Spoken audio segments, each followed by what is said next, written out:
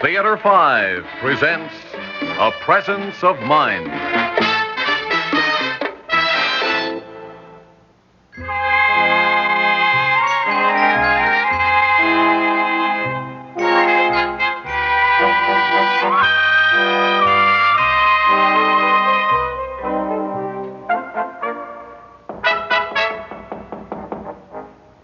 Don Alonso.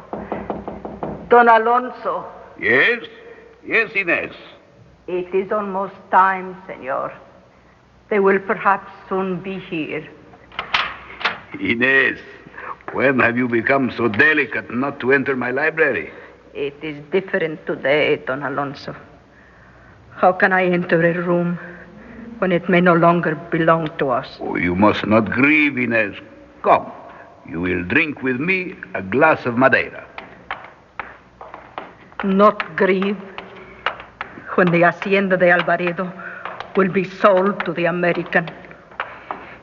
70 years I have served your house, Don Alonso. You can tell me not to grieve. Times change. There is now no need for such a great house. But where will you do the writing of the books? Oh, perhaps my writing is not so important. Oh, no one seems to buy the books. And if they consent to buy the house, Inez, you and I will be able to live in the guest cottage. A cottage? The grandchildren will visit Don Alonso in a cottage. My dear Inez, you are more proud than the Alvarados themselves. The greatest house in all Mexico should not be sold. 400 years it has been the Hacienda de Alvarado. Ah, splendid. You have placed the wine before the fire. In the cottage, there is no fire. How will I warm your wine with no fire? The Americans come by strict appointment. Let them in. Hello, Charles Metcalf. Good evening, Doña Inez. Come in, Senora Metcalf. Welcome to Hacienda de Alvarado. Thank you, Don Alonso. Good evening, sir. The more so now that you are here. Inez, 2 more glasses, please. Oh, Charles, isn't it magnificent? I forget between visits how grand the place is. Thank you, Inez. You are fond of Madeira, Senora? Yes. This is of the 97. Oh, Charles, I'm just enchanted with this house. Yes, indeed. In all candor, Senora, I must warn you there are certain disadvantages. It is very damp. There are drafts, poor plumbing, the lights fail. But you expect that in a place so old. And we are growing older, Inez and I. As the only servant in the house, she finds the tasks rather difficult. Have I complained, Don Alonso? No, Inez, never. You are a woman of infinite patience. You have told them of drafts and poor plumbing. But there is one thing you do not mention. What is that? You have not spoken of Don Pedro. Oh, I am sure they would not care to hear about that. Don Pedro. A mere tiresome story, Senora. Well, then, you are both fond of the house, yes? Well, you knew how I felt about it, and I think Margaret's made herself clear. Oh, I just love it. But I feel somehow so guilty. Guilty? I mean, your family's lived here so long. Now, don't give him a chance to withdraw the offer. Shall I have our attorney call on you? That would be agreeable, Senor, yes. I wonder, Don Alonso, would you mind if we went through the rooms once more? Oh, I would wish it, Senora. Please, Inez. Oh, no, you needn't come with us. We know the way. Will you excuse us, Don Alonso? Of course. You will miss it, yes. The tapestry, the library, the paintings. Oh, yes, Inez. I will miss it.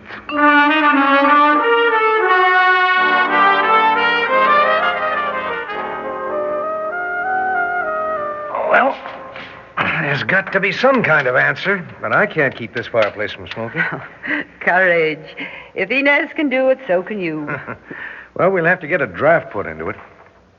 Charles, Mm-hmm. have you seen this? I found it in the East Wing attic. Oh, what is it? An album.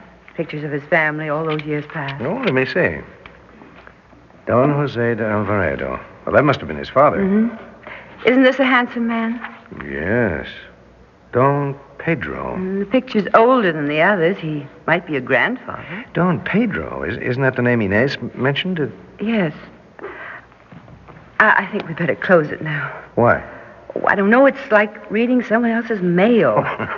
Pictures are to be looked Well, at. I feel the same way about living here, too, as though we had no right to be here. We seem to be invading their privacy. Come on now, Maggie. If everybody felt that way, every house in the world would be vacant. Oh, I know. As soon as we've really settled in, you'll feel differently. Oh, will you get it? Yeah.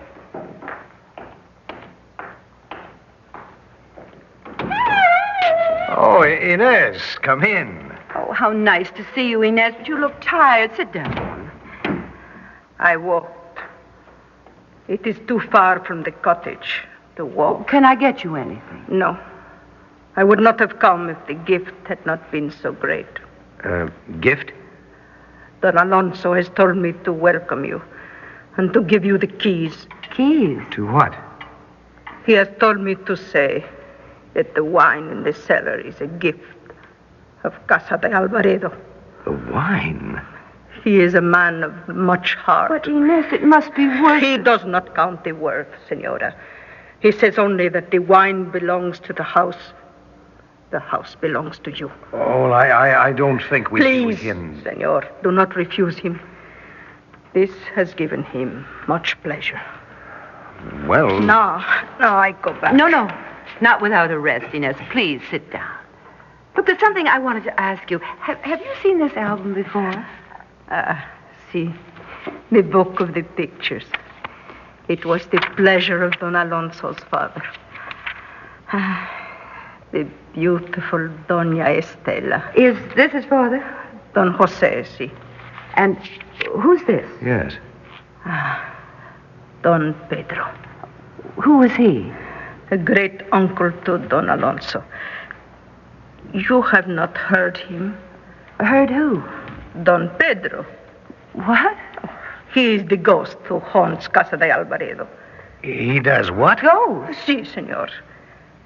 He was to marry the beautiful Doña Estela, this señorita, but on the wedding day, the beautiful Doña Estela was riding her favorite horse here in front of the hacienda.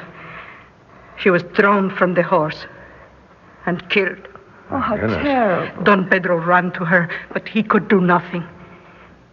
He went to the tower room. A day he did not come down. 2 days, a week. No one could bring him from the room. He did not eat. By the end of the month, he was dead. Now, sometimes at night, we hear him in the halls calling to Doña Estela. I noticed that the tower room was locked. Si, senora. It was thought best. I go now. I'll drive you back. No. I think it is better I am alone now.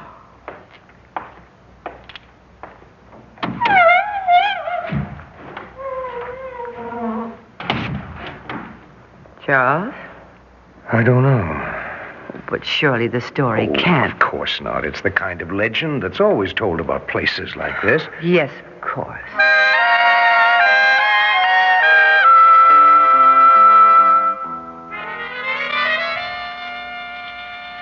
Oh, Charles, the fire is burning beautifully now. Ah, I've learned the secret. You've got to put the logs dead center in the fireplace.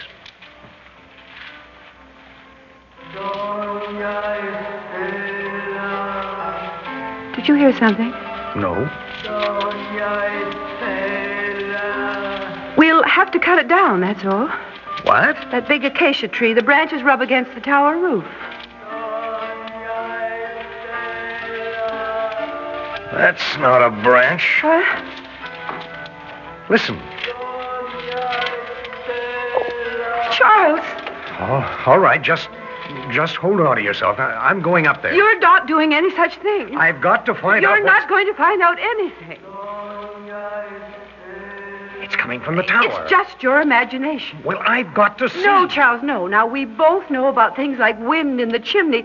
We'll just ask Don Alonso. I'll call him tomorrow. Now, sit down and read your book. I'll call him tomorrow. Doña Estela.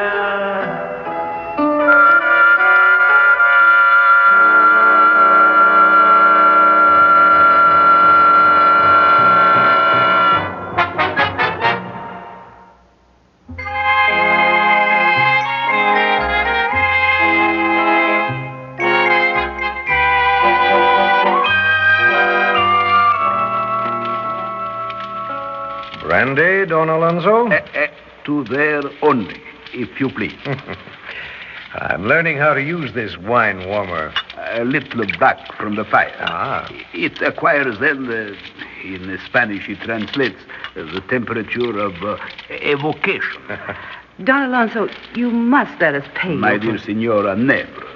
To begin, the delicacy of the wine would be destroyed by any moving. It must remain, like the rafters of a house, in its own environment. Well, speaking of the rafters, Don Alonso, Yes? You have some trouble with the house? maybe you'd better tell him, Charles. Well, Don Alonso, well, last night we were sitting here. Drinking coffee. Yes, coffee, and we heard a sound. Yes? Well, it wasn't quite a natural sound. An unnatural sound? Don Alonso, we are not romantic people. We know what is true and what is false. We are realists. That is admirable. Tell him, Charles. Well, we heard music, a clavichord. Yes? And a kind of moaning sound. An old house, Senora, makes many sounds. Yes, but these were rather distinct. Besides, Don Alonso, Inez told us the story of Don Pedro. The story of Don Pedro. Well, you should have told me at once. Of course. Then you know all about it? Oh, yes. Even at 80, Inez is an incurable romantic. Oh, then it's just a tale of hers. Oh, no, it's true. What? Well, it's true that an ancestor, millenniums ago, saw his intended fall from a horse and die. I have no doubt he was grieved. She was most beautiful. But Inez said she saw it happen. So, Doña Estela? Yes. Oh, it is hardly possible. Doña Estela died many years before Inez was born. About the noise, Senora. Sometimes the wind in a chimney or blowing across telephone wires will produce a very strange sound. I have even heard my own name spoken to me. Like the wheels of a railroad train. They say what you expect them to say. Precisely, Senora. And now I must go. Oh, well, let us drive you back. Thank you, Senora, but it is walking that keeps me slender. You see how proud I am. Good night, Don Alonso. Good night. Will you be jealous if I say I adore him? And you feel you have to go that far? Brandy? A little. Doña Estela. That's enough, Charles. Doña Estela. I am going up there. Going up where? You heard it, the tower room. I'm going up. I didn't hear anything. And what are you spilling your brandy for? Charles, no. It's submitting to superstition. Don't go. It's like admitting there are black cats. There are black cats, and there is also a sound up there. I'm going up to find out what it is. Charles, let me call Don Alonso back. You may need help. Don Alonso, please come back. Please. Where are you? Come out of that room. Open the door. What is it, Senora? Is there something wrong? You've got to come up with us, Don Alonso. Come upstairs. Listen, you hear it? The sound of a clavichord, yes. Did you hear that? Hurry! Open this door. Do you hear me? Open it or I'll break it down. Charles, is it in there? Is it in the tower room?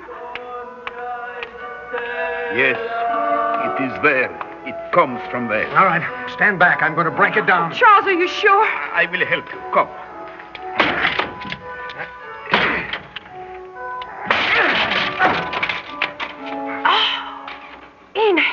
Inez Castelar. Please, Don Alonso. Please to understand. Inez, I do not know what to say to you. This is a shocking and a graceless thing. See, I know, Don Alonso. How could you so humiliate us with our good neighbors? For you, Don Alonso. You should not leave the hacienda. Do not hate me for it, Don Alonso. No, but why did you do this thing? To make it right, Don Alonso. To make you come back to Casa de Alvaredo, where the great family lived, where you belong. You have been slipping away at night to do this. See, no one else should live here. It is your home until you die, the home of your noble family. And you hope to frighten them away? See, to bring you back to your library, back to the paintings and the tapestry. Senor, I do not know how to apologize. I don't think an apology is called for, Don Alonso. No. I am a stupid old woman, Don Alonso. No, Inez. You wish the best for me. But I am more than happy in the cottage. The rooms are dry and light, and I do not have to climb the stairs to my room at night. I awaken fresh in the morning to begin my work. You prefer the cottage? Not only for myself, but for you, Inez. The work there is no burden, yes? No, it is very easy. I am too old to carry the heavy logs. Then come, yes? Senora, will you forgive my lack of gentility? Of course, Inez. Certainly, Inez. Gracias. We understand. You are very kind to her, and to me. Come, Inez. Oh, Don Alonso, I wanted only what is good for you. I know. I think I'll cry. Go right ahead. Have you ever seen such loyalty? Hers or his? They put my mind more at ease. They really do prefer the cottage. Had you been feeling that we'd thrown them out? Yes, but I don't now. I think we can begin to live here now. Oh, I love the place so much, Charles. There's only one thing I'm sorry about. What? You really want to know? That we have no ghost. No Don Pedro. Oh, well, you can't have everything. Oh, the room is so beautiful by firelight. Come on.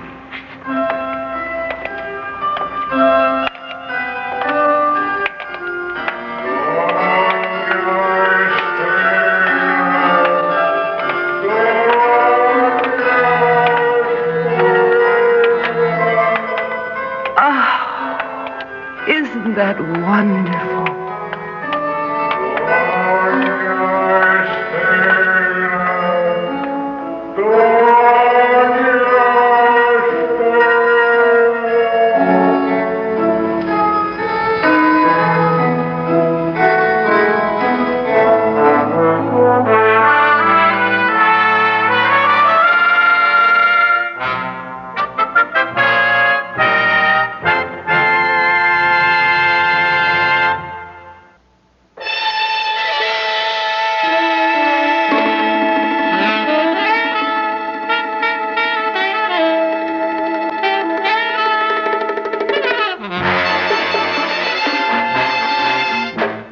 Theater 5 has presented A Presence of Mind, written by Richard McCracken and directed by Ted Bell.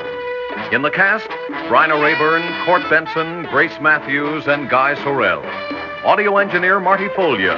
Sound technician Ed Blaney. Script editor Jack C. Wilson. Original music by Alexander Vlastotsenko. Orchestra under the direction of Glenn Osser.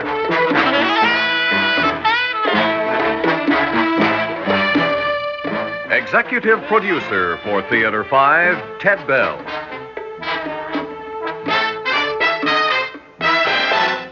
We invite your comments.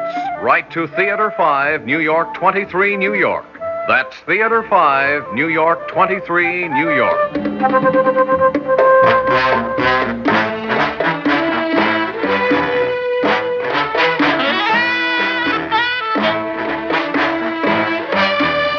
This is Fred Foy speaking.